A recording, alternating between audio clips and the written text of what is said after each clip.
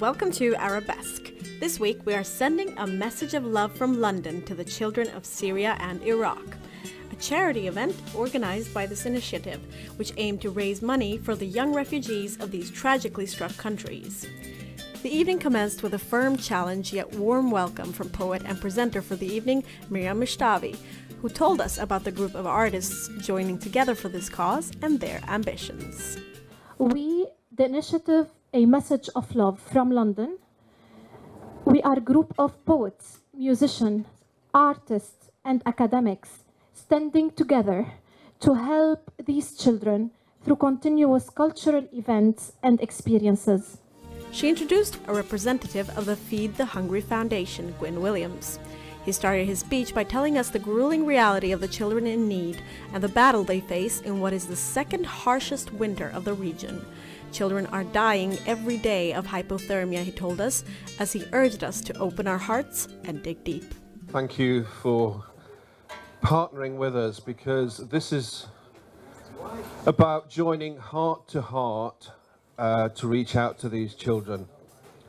The children that we've been helping are children in Syria, and now we're reaching out to the Iraqi children out in Erbil, to around 30,000 children in that area.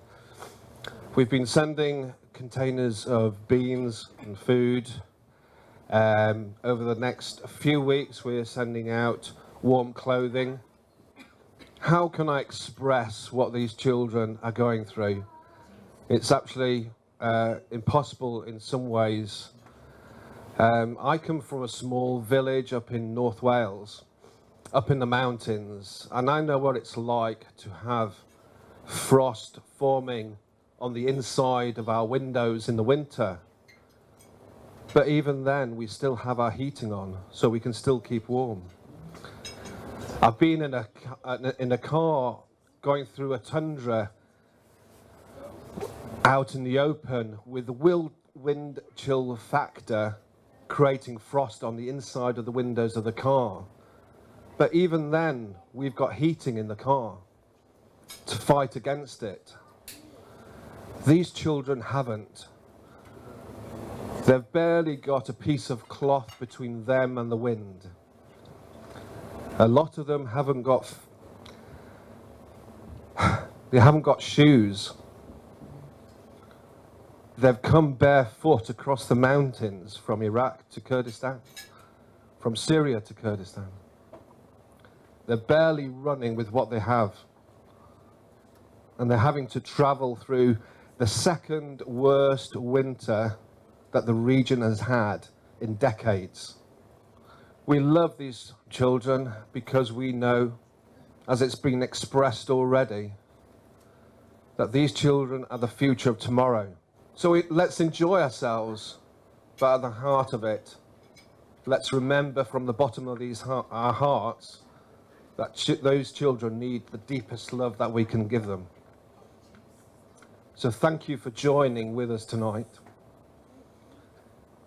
And let's have great fun, but let's dig deep as well. Thank you. After Mr. Williams' speech, we had a chance to hear some of Miriam's heart-wrenching yet warm poetry, which was accompanied by Kareem Samara on the oud. We also had a moment to speak to her about poetry and what it means to her in hard times.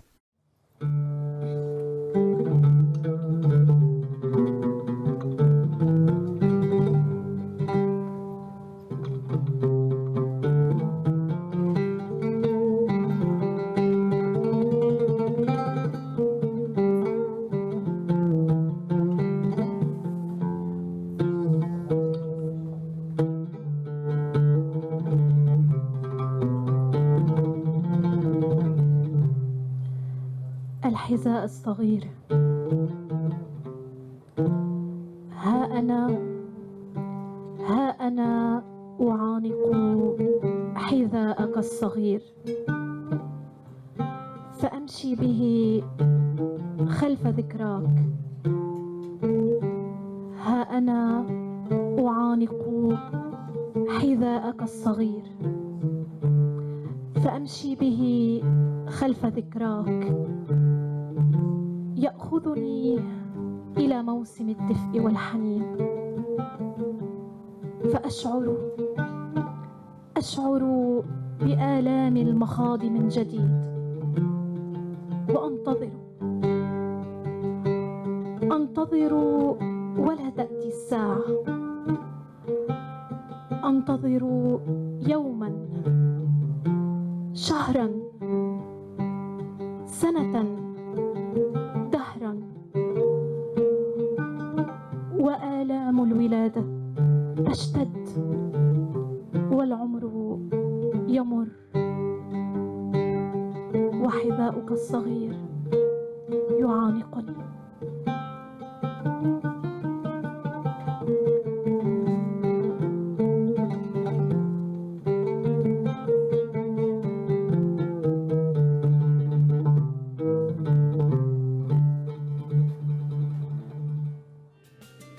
I remember that I was like a little girl when I wrote my first poem, and I think that poetry is my friend. That, like, you know, whenever I have sorrows, whenever I want to express my feeling, I just can, like, you know, hold my pen and write a poem that will help me to relax, to get my anger out, my sorrow out. Poetry is the language of love, and love is the language of humanity. So there is no one who cannot be touched by art, by love, by, you know. So this is one message. When you are talking about poetry, you're talking about music. It is one universal language. So I think it should have an impact if the person who's listening is opening his heart, of course. When you translate a poem, it's like, you know, having a new birth for this poem, but in a different language. So you take from the beauty of the new culture, so it's like, you know, it's an addition. And I think we have succeeded in the last few events that we did. Jake's translation was really took, like, you know, the appreciation of the audience, and they all liked it big time. هذه القصيدة أقدمها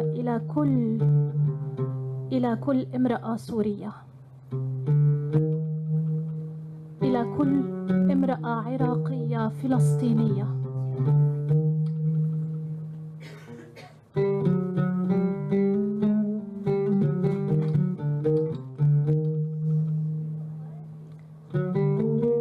أنا امرأة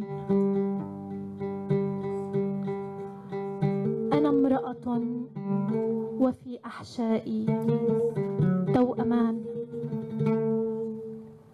أنا امرأة وفي أحشائي توأمان، حامل بهما في سنة الثالثة.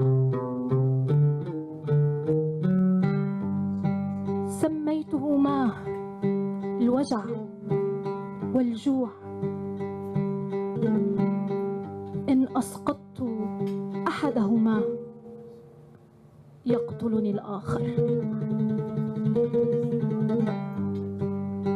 كتب علي أن أسير بهما أبداً، متعثرة بالزمن، أسند ظهري على حائط جامع حلب الكبير وأصلي ولا أستريح. أشهق حرقة أمام كنيسة السيدة العذراء في اللاذقية وأصلي، وأيضا لا أستريح.